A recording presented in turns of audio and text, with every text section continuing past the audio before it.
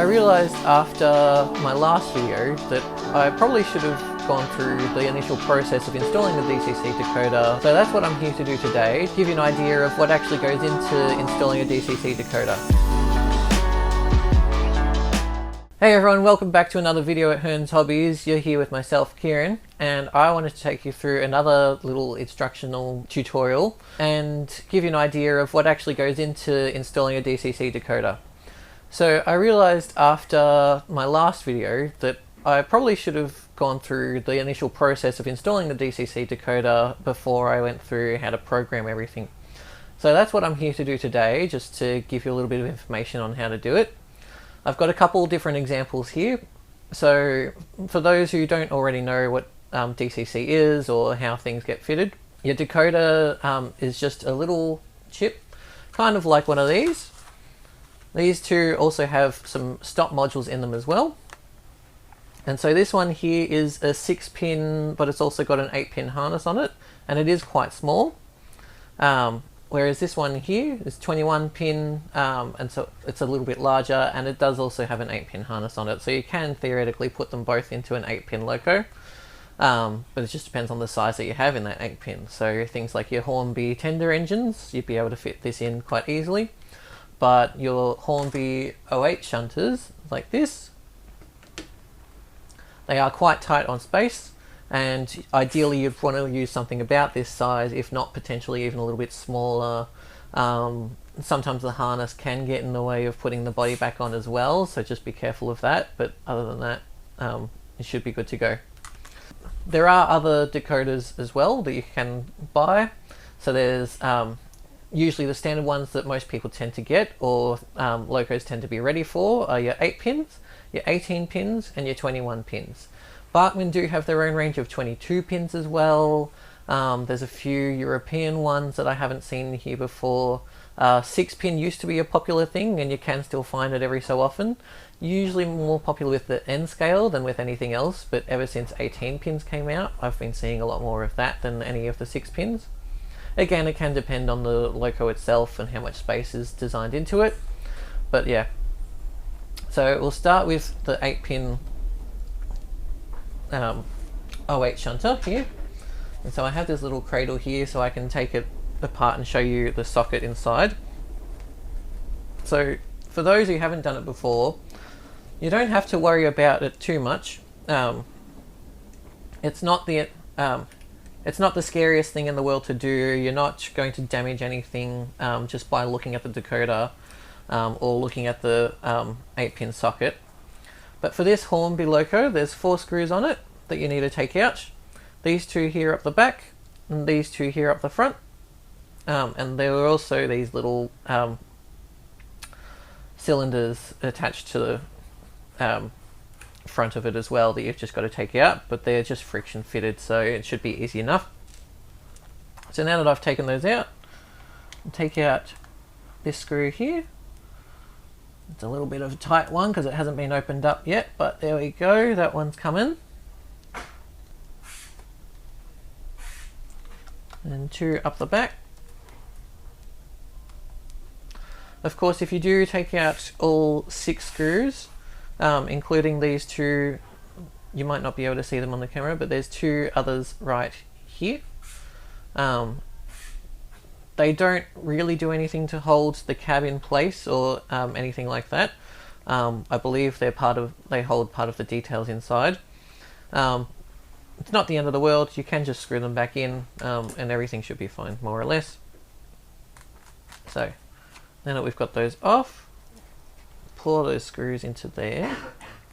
There we go. And the Hornby 08 chassis just comes away from the body quite easily. And once that is off,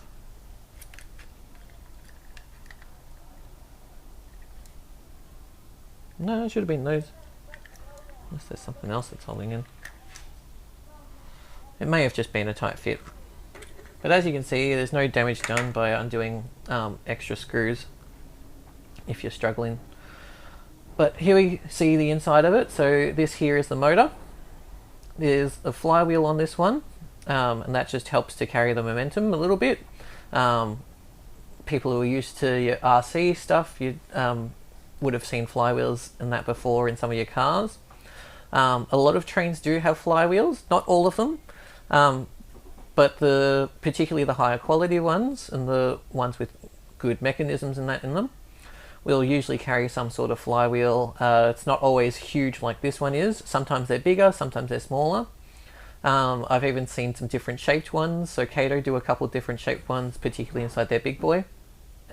Anyway, apart from the mech and everything else that goes along with it, pick up that screw so I don't lose it later.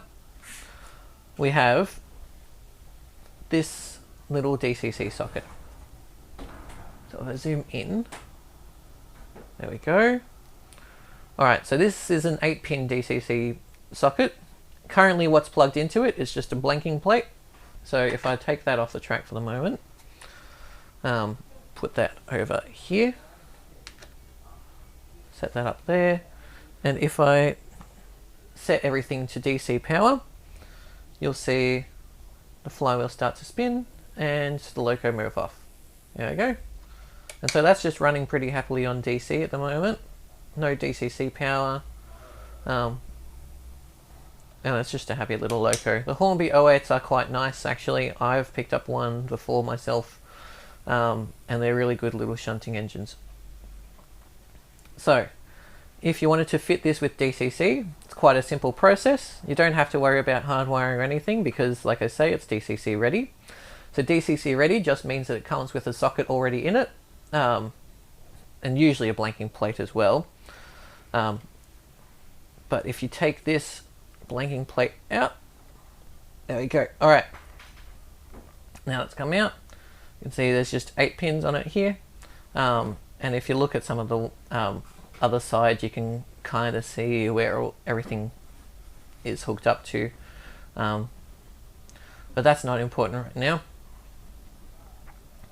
So right now we have, this is just basically, when you unplug the blanking plate, it's no longer operational. So it won't work unless you put that blanking plate back in or unless you add a DCC decoder into it.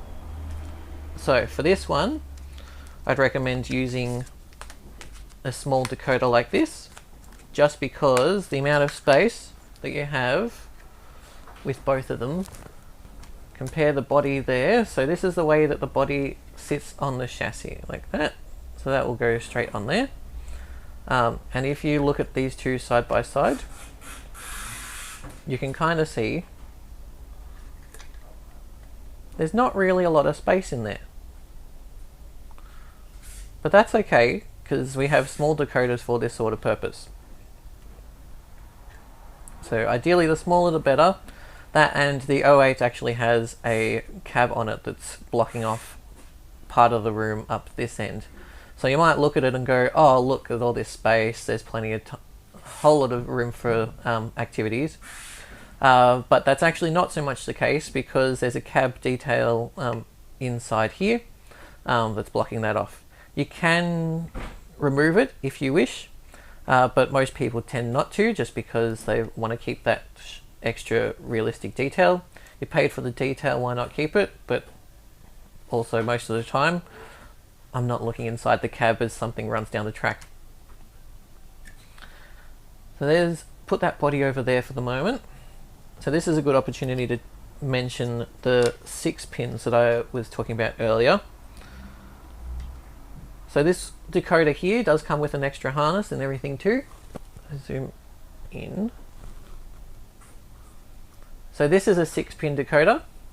If you count the pins on it, you'll see there's 1, 2, 3, 4, 5, 6. And it does come with an extra harness as well.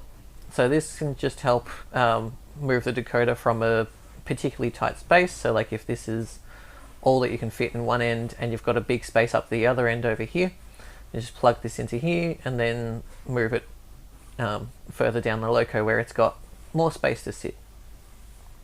Of course, you want to get it the right way around. That's something you've got to focus on a bit more with your 6-pin and your 8 pins, because it is possible to get it the wrong way around. So definitely pay attention to your diagrams and that. Usually DCC Concepts and every other manufacturer is pretty good with your diagrams and what you need to know. this is everything that you get, and it's double-sided as well. Some of it's in a different language, so you don't need to pay attention to that part, but there are here. So here's a little diagram of like your 6 pin and your 8 pins, and it tells you exactly which pins do what, and they're also numbered with, well, a number 1. So your number 1 is your orange wire from your motor, which I'll touch on a little bit later as well.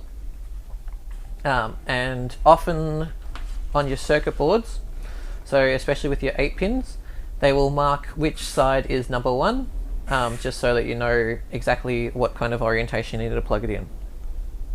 So in this case, there's a little arrow right here to point to this pin on the far right top corner. And that would be the way that you then plug your decoder in. So if I plug this in like that,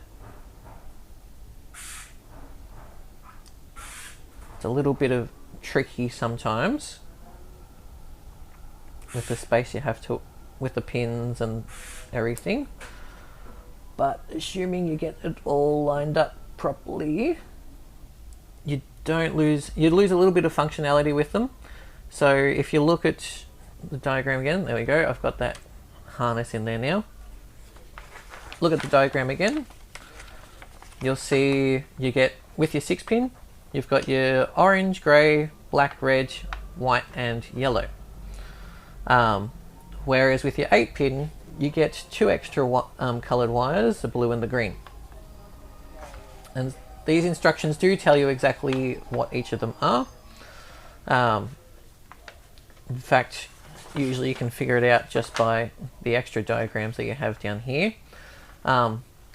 They are pretty universal with their colours. Sometimes I've seen people use red and black for both the motor and for the track power, but most of the time they'll use orange and grey for the motor and your red and black for the track power.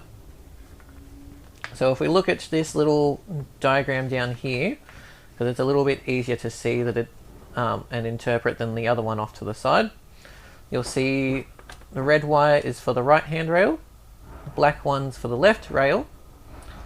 Your orange one underneath the red here, it's a little hard to see in this light, that is actually orange, is for one side of the motor, and your grey is for the other side of the motor.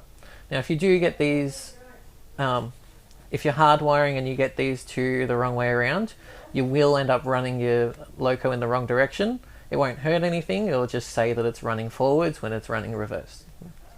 So you can just change that again, or you can change it with CV29, which I believe I mentioned last time I did a video.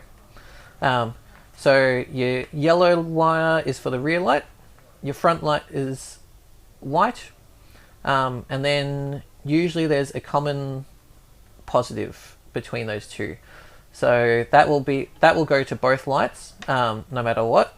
And then your front and rear is connected separately. Your green is also an aux one, and so that's just for any extra functions. So it might be like a steam generator, and that would also use your common wire as well. And then there's a few other wires that come along with it when you get higher functions and extra bits. In this case, we just have a green. In fact, we might not even have a green on this one because it's a 6 pin decoder. But with your 21 pins and that, you will see there's often like purple and green and other colors coming off it. But if I plug this in now, and I make sure I get it the right way around. So on this 6 pin decoder, it's a little hard to tell, but there is a number 1 right there. And so that should be your orange wire. And if you follow the wires here, there's a little orange wire up on this side, so that should be the correct orientation.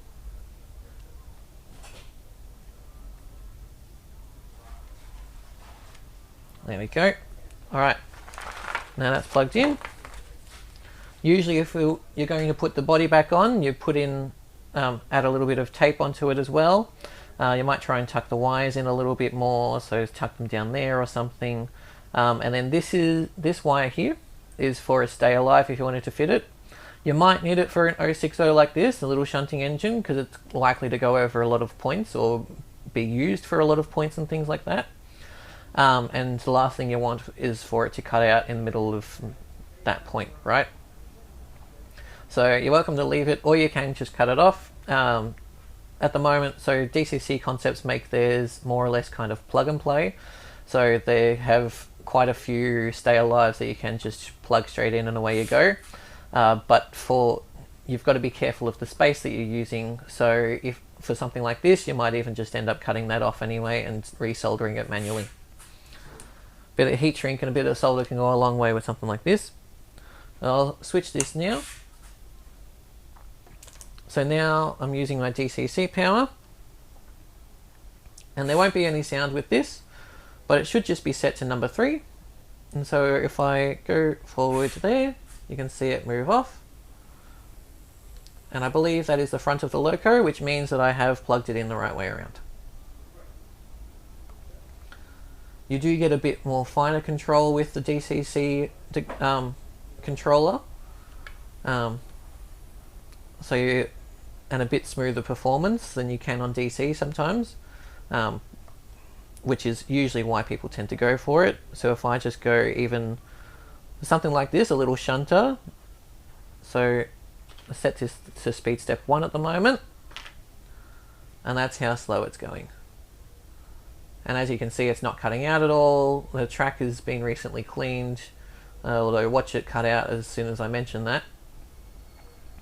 And it's doing very well. Nice little shunting kind of pace. There we go. Turn that down. And so that's how you do an 8-pin decoder. Or a 6-pin with a 8-pin harness technically. Again, if you do plug it in the wrong way around, it's not the end of the world. It will heat up the decoder a little bit, and so I don't recommend leaving it like that if you plug it in. So just as an example, I'm going to do it now. I'll show you what will happen if you do plug it in the wrong way around. It usually doesn't destroy the decoders, it just doesn't work quite the way you want it to. So I don't have any heat vision here, but I've got it still on forwards. This is the front of the engine, and if I turn the power up, it goes backwards. So that's usually your first telling sign that you've plugged it in the wrong way around, and so that's just something to be watchful for. There we go. So that's your 8-pin decoder. Unplug this while I'm still here. So the next one I want to go through is what if, okay, let me put this back together quickly. I'll show you this while I think about it. So if you pull out your blanking plate, or you have a DCC fitted loco and you want to put a blanking plate into it to make it DC, Hornby do a really cool thing where their blanking plates are marked with a little arrow to show that that's the pin that needs to match up with the number 1. You can even see a little number 1 written next to that arrow there on the pins itself, or on the socket. That's the word. Alright, so plug that back in. Of course, make sure no more wires are fouling. And if I put that on the track, you might not be able to hear it, but there's a little whine from it. So that's your other telling sign that something is DC instead of DCC. If you turn on the DCC power and you hear any kind of whining like that, turn off your DCC power because your loco's not fitted. Or just take your loco off the track, that works too. Yeah, tuck those wires in. So as you can see, it is quite a tight space here. I'll try to slide this body on carefully on camera. There we go. Right. And that is back together. Okay.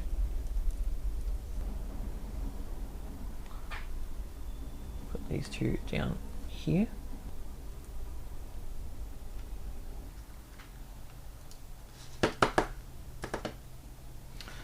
Put that off to the side for the moment. Now, Next, I want to show an 18-pin decoder. So again, more popular in N scale than anything else that I've seen. They have been used in HO scale before, and even the most recent A2s did come with 18 pins instead of your usual 21. But that's okay, they're quite versatile little things. And so today I have this C38 that I bought quite some time ago now, sometime last year I believe. I ended up with 3805 as I liked the streamlining on it and the colour of it. I bought it as a DC model. It's the only place you could get DCC C38s, like pre-fitted, was in New South Wales. So this is also sound fitted, as I'll show you in a minute. So if I set this to 3805 and turn the DCC power on, you hear it power up just about immediately. Headlight on, try a few of the sounds, guard's whistle, train whistle, and there we go. Very nice little runner, I really like them. And I'm glad I was able to get it sound fitted as well. Currently don't need that on the track for what I'm about to do, but for this the decoder itself is actually in the tender, and I didn't have to add any fitted speakers or anything to it, or buy any speakers to go along with the decoder. It did come pre-fitted with speakers. It is a little bit tricky to get the tender body off because it is just clipped on, but I got it. There we go. Sometimes you might need a little bit of tool or something to get in there, but I think I've taken mine on and off enough that I know how to do it. So there's that here. So if I put that on the track, it will still move and everything. It will still go forwards and backwards, usual kind of thing, because it is still plugged in. But the speaker for this is actually inside here, in there.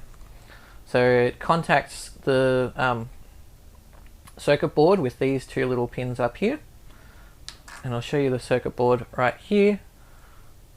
So these two spots here actually touch the speaker. I did have to add some blobs of solder just to get enough volume to make that contact, but other than that I didn't have to do any kind of modifying. But the 18 pin decoder in here is quite small, so this is it right here.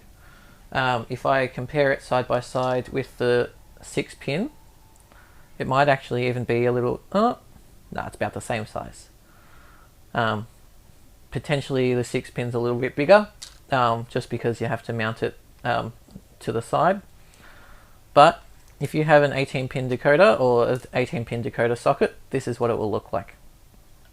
And so yeah, these all came DCC ready, and so you can just plug in any old 18 pin decoder, but I wanted to make sure that mine had sound as well. So plug that in there, clip this all back on, and it's a really simple system when they're clipped sometimes, but other times they're clipped so tightly that it's a little harder to get things on and off. So things like your Ozcision SDA1s I've noticed are quite a tight fit, so just be careful with them. But they do also have clips that just hold the body on, kind of like this tender here. But yeah, so there's that. That's your 18 pin decoder. Now for your 21 pin decoder, I've got this D3 here. All the D3s, zoom out, all the D3s and the K classes from SDS came with 21 pin decoder sockets in them. Even if they're DCC fitted already, they do have that plug. And so the easiest way to do it is just to unplug it. So you've got the loco there and the tender here, and there are only 4 screws holding this together. 2 at each end. So I'll leave my 38 off to the side for the moment. So your 4 screws are here, here, and try to get the angle right so I can show you. Sometimes you might have to take off the bow gear. In fact, this one might just have 2 screws. I think it's the K classes have 4 screws and the D3s might just have 2. There is also a keep alive under switch under here. Most of the time I don't use mine. So just get in there to that screw.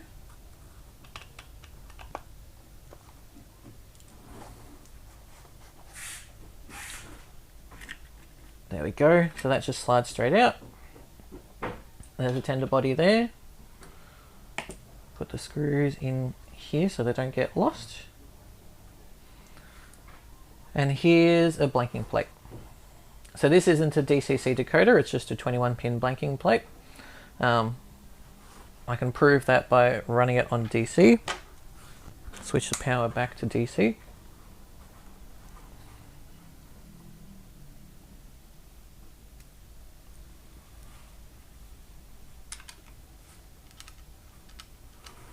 Alright, now that's on the track. Zoom out again. Yeah, now that that's on the track, I'll run it forwards and backwards. And if this was a DCC sound model, you would hear the sound start to work. But it's just regular DC. So there are lights on the front and on the back. They're a little bit dim, but they are there. So here, if I wanted to DCC fit this, just got to take this out. In bonus with your 21 pin decoders is you can't actually get them the wrong way around. You can sometimes get them upside down, but you can't do the same thing that you've done that can happen with your 8 pin decoders, and get them completely the wrong way around. Right, there we go, it's starting to come. So obviously be careful not to try and damage any of the pins as well, because they are quite thin. But that's how you take it off. And so if I zoom in again, you can see there's 21 pins here. And so that's how you can tell if it needs a 21 pin decoder. Usually they're marked on the box as well, but if you, for whatever reason, you don't have the box, it's a second-hand model, and you're really not sure, don't be afraid to open it up, have a look, and check for this sort of thing. So here I have a DCC Concepts 21 pin decoder, and from this side it looks pretty uniform. There we go. From this side it looks pretty uniform. Look, they're all the same, it's very symmetrical. How do I know which way is the right way around? Don't worry, they've thought of that. Flip it around, you can see there's 21 holes on it. So yes, there is an extra hole that you can see from the other side, but that actually won't go through. So you can only really plug this in one way around. And obviously it's not that way. The only other way you could do it is like that. So if I plug this in now, just be very careful with the pins. Often you can correct this a little bit, or just like persuade it a little bit more into place than you might have to if it wasn't bent. But there we go. That there, and there. Alright, so you definitely want to make sure that that's plugged in properly. And again, the D3s do actually come with, D3s and the K classes do come with pre-fitted speakers already. So if you did end up with a sound decoder at any stage, it's pretty simple to get the sound fitted. You just plug it in and away you go. Turn the DCC power on, set it to number 3, and there we go. And so this will still work on DC as well. It just works better if you're on DCC. The light is coming on, everything's working. There we go. Now with just your DCC concepts decoder, you don't quite get all the functions of every single marker light. Or, oh no, maybe you do. If I push number 7, yeah, no, okay. So it's going to be set up a little bit differently to what your ESU is as when it's plugged in initially. But yeah. Anyway, that's your 21 pin. Very simple, very easy to work with. This also gives a good opportunity to point out the reason why a lot of locos are more expensive than they used to be. So I'll open up Connie in a minute, but you'll see Connie's insides is really just a simple pick up straight to the motor kind of thing, and that's really what powers her down the track. You can DCC fit her, it's not impossible. You really only need 4 wires for her instead of 6, 8 or even 21. And you could probably even sound fit her too if you really wanted to go down that track. It will just take a little bit of customizing kind of work. Alright. Whereas with the D3, there's pickups from the wheels that go, if I zoom in, so there's some wires in a few different places with the D3. So there's a black one here and a red one here that came with pickups from the wheels, and there'll be there's one here and here for the set of bogies on this side as well. There's your capacitor that's meant to be part of your stay alive. There's your 21 pin board, your switches there. Your plug is over here as well, and so you can see like your yellow that leads to the front lights. No, sorry, the white that leads to the front lights and the yellow that leads to the back will lead to the back over here. And then your blue will go a few different places, and your orange and your grey lead directly to the motor further up. Which is another question that I tend to get quite often of why the price is so high for a lot of these things. It's because you're paying for a lot more than what you're used to. So if I take that off the track for the moment, just to get it away from the power, not that it's running any power through it right now because there's no plug in it to direct that power, but just to be safe. So if I take this off here, this off here, so the circuit board is more or less now free from the tender. So all the screws are out. Take that out there. There are wires and things still holding it in place, but there's a set of speakers and stuff underneath it. You might even be able to see it if I just tilt it. So next to the switches, either side of the switches, you can see there's a speaker in there and a speaker in there, and that's where you get your sound from for your locos. SDS have done a few upgrades to their speakers since their first run of D3s. So their first run they had a set of, well, they did come with speakers as well, but they had an enclosure on it that was just kind of stuck to it with a little bit of, well, it was a flat side that was stuck to it, whereas now they've got a lip going around it that really properly holds the speaker in place. So some speakers in that were actually vibrating so much that they were coming loose, and then people would suddenly lose volume and wonder why. That's why. He is very good at helping with that sort of thing. I managed to upgrade my first run of D3s with his help just the other day. But yeah, that's your D3. Next I'm going to, once I've got this screw in here, I'm going to have a little look at Connie. And so with Connie being an older loco from Hornby, she's not exactly made for DCC fitting. She's not DCC ready or anything like that.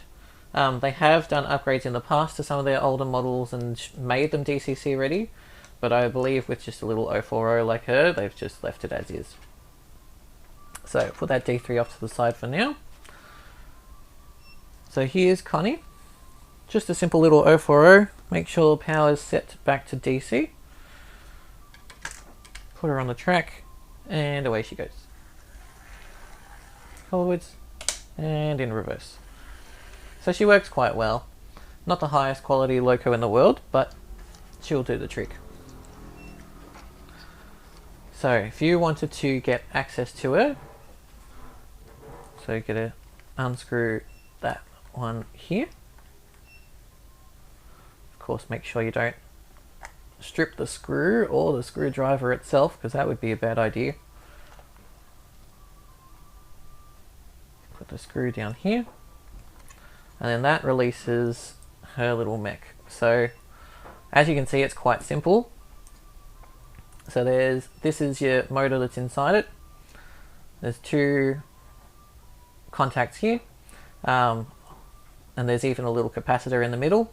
You don't usually need the capacitor on DCC, but you can just keep it there. It doesn't usually hurt much. And your wires, so this has the spring holding the motor down at the moment, but your wires connect directly up to, if you follow this one around, you'll find it goes to these little contacts in here, little wiper pickups. You can see the wiper pickups on the other side a little bit more clearly, and if I come around here, you can see there's a wire there leading up here and around this side here. So yeah, that's how her little mech works. So if you wanted to DCC fit a Connie, just as an example, you can do it. You can even do it with some of the DCC Concepts decoders that I have here. I won't do it today because I don't need to at the moment. But if you end up with some sort of harness or something that has the wires actually visible, if it was direct plug, like just straight like that, you might struggle a little bit more, especially because the spacing in between them is very tight. So you want to make sure that it's absolutely insulated completely, to make sure that it's properly DCC fitted and not going to short out. But that's why I have this little harness, so then you can just cut the wires off, and you've got your orange and your grey that will go to the motor, and your black and your red that will go to the pickups instead. And there is a fair bit of space inside her as well, so she should be able to fit one quite easily. That's been my look at your DCC decoders and how to install them. Little things to look out for as well. It's not too scary. I know a few people get worried about it, but if you have any questions, I think that's why you call the hobby stores, right? But yeah, I hope it's been a little bit informative and taught you something new today, and I hope to catch you on the next one.